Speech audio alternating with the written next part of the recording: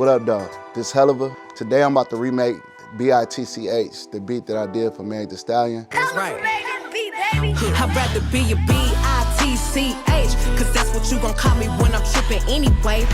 My boy Salim hit me up and he was like, yo, Megan wants you to remake Tupac N-I-double-G-A, but she's gonna flip it and call it B.I.T.C.H. She said she thinks you'll kill this beat. So I'm like, let's go. Challenge accepted. I'm like known for doing remakes from scratch without samples and using samples too. So the original song is a B.I.T.C.H song that the sample comes from. I was familiar with it. I already was a fan of the beat. So the first thing I did was I thought to myself, like, I gotta figure out the chords. So I went to a piano sound and started playing around with the keys to figure out how the chords go. Here we go, right here.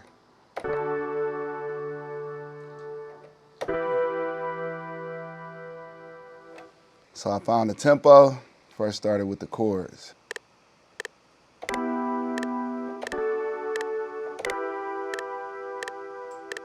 So I went to Nexus to find the chord sound, and Nexus is like one of my go-to plugins. Once I got the chord sound, I copied it to another sound and added it to it to add more texture to it.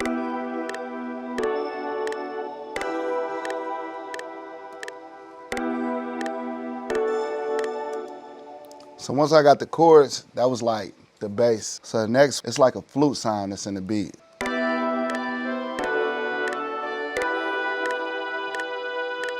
So once I got that flute sound, I added one of my favorite sounds on top of it, a whistling sound.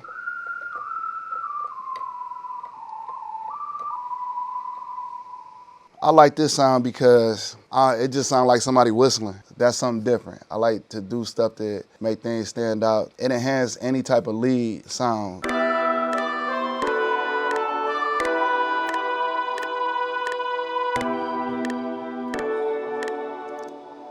Next is my favorite, the bass line. When I go into making a beat, no matter what kind of beat it is, I think about what can I do to make it sound Detroit? What's gonna put the add the Detroit element to the sound? It's always the bass line for me.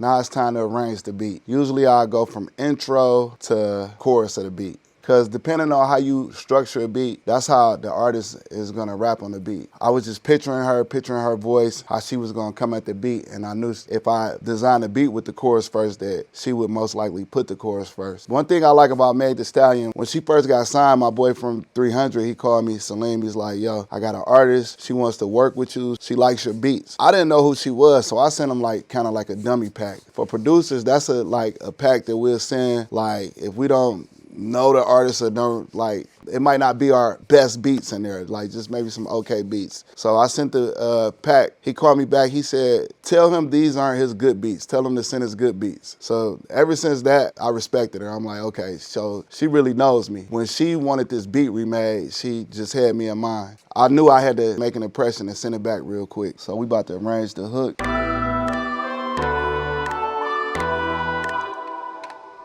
So I added this bell, which is another like sound we like to use a lot in Detroit beats. All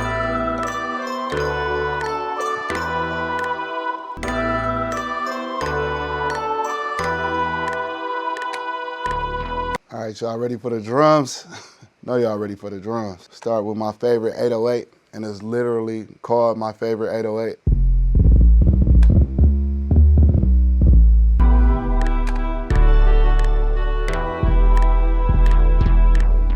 Add the clap.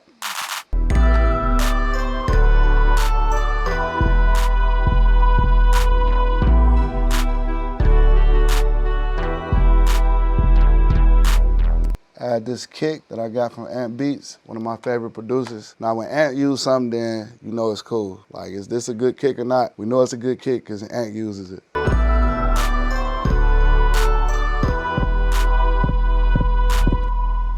Add the hi-hats.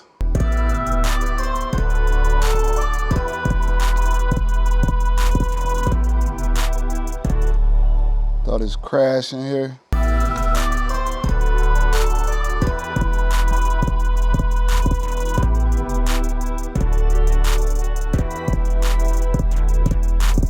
So now we got the intro and the chorus done, except for we're gonna take some of the bass line out and let the bass line go into the chorus. We don't wanna just hit them with the Detroit off top. We wanna surprise them with it.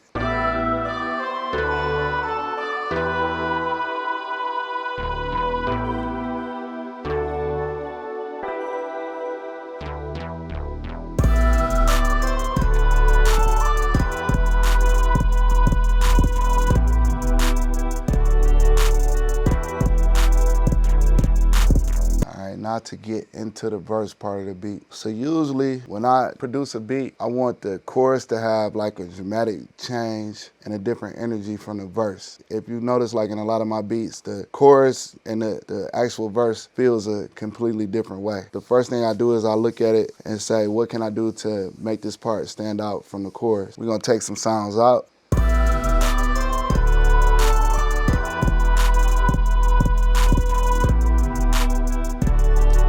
We're gonna take the whistle out. We're gonna say that for the hook. Take the bell out the verse. We're gonna take the chords and raise them up an octave. That's what's really gonna make the difference.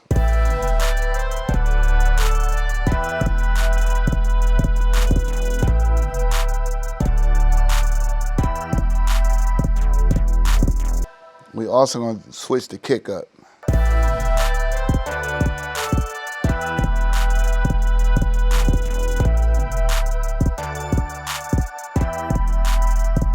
We also gonna add my favorite snare, just for the verses, not for the chorus.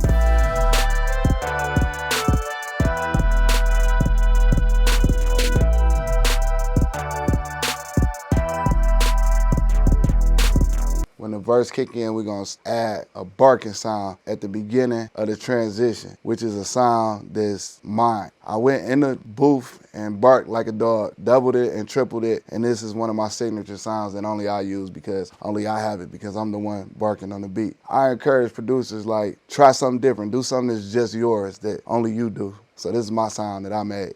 And to me, when you put this bark in the beat at the beginning of it, this bark is in it. Like if you go back and listen to a lot of historical beats like First Day Out, you're gonna hear the bark in there.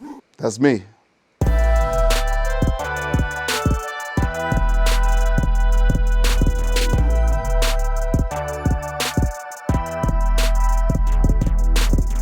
And when you see the B.I.T.C.H video, I noticed like they got dogs in the video, and I'm like, I wonder if that's because I put that bark in the beat. So we're gonna finish arranging the verse, which is 12 bars. So I like to break it down every 4 bars, something different changes in the drums, the musical arrangement too.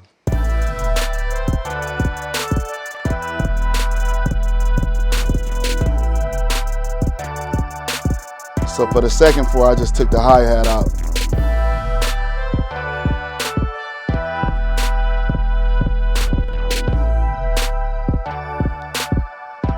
And I took the flute out.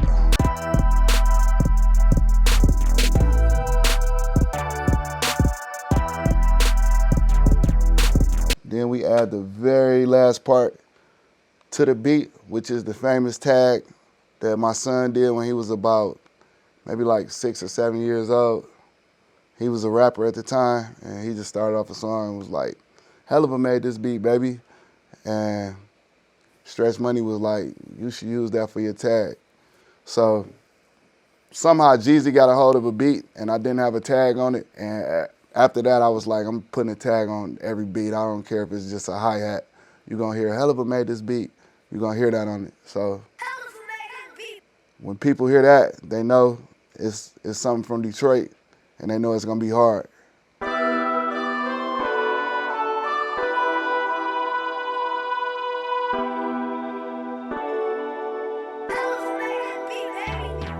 Here it go, right here, complete.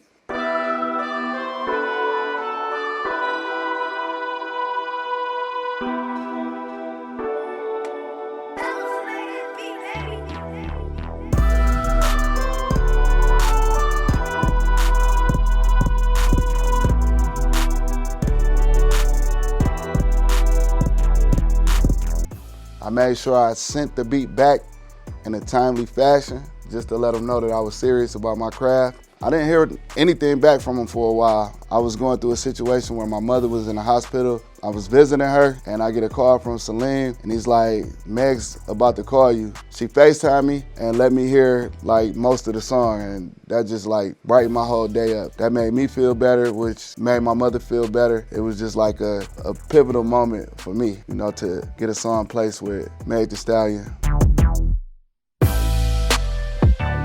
I think one of the best up-and-coming producers right now is Ben Cooked It Up. My boy Wayne, he also hard. He be making some bangers. The sound that people is using a lot now is like the lasers and the percussion 808 sound. Like they just getting ridiculous with it. I'm liking beats out of Memphis right now. Hard 808 driven. Just remind you of like Gotti, B.I.T.C.H, Dolph, straight up hard hood shit. And beats out of Florida.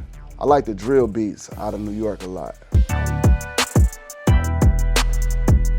I study amp beats, Dr. Dre, DJ Quick Stuff, Timberland, just to see what they was doing around that time, because nowadays production is getting kind of watered down, so I like to keep myself grounded and go back and listen to how hard guys was working back then, because nowadays some of y'all be doing a lot of cheating. There's a lot of cheating going on. We got it a little easy right now. I am not mad at it. Like, at first I was unreceptive to using FL Studio. I was used to doing things my way because I felt like the beats that I were hearing dudes making on it, I felt like they was trash, so I never messed with it. But when I finally did get on FL, I still was me on there, and I still was able to add something to my arsenal. So far as like AI, I haven't been using it yet, but I'm sure once I do get to using AI, I'm gonna be using it better than you. I think my favorite beat I produced is If You Don't Work, You Don't Eat by Team Eastside. It was like a lot of live stuff going on, live guitar in the beat, organs, and I really like to transition a lot from the chorus to the verses. And it was my first time working with Team Eastside. We both were like super excited to work with each other. And we got together and we made like a super banger. Like we did what we expected to do. Other than that, of course, first day out. To this day, I'm still like, how did I do that? Shit's crazy.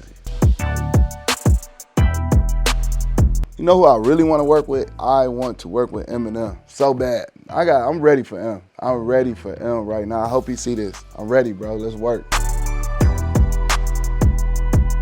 Way back then, my sister asked me when I was 5 years old, I'll never forget, she asked me what I wanted to be when I grow up, and I told her that I wanted to be a rapper.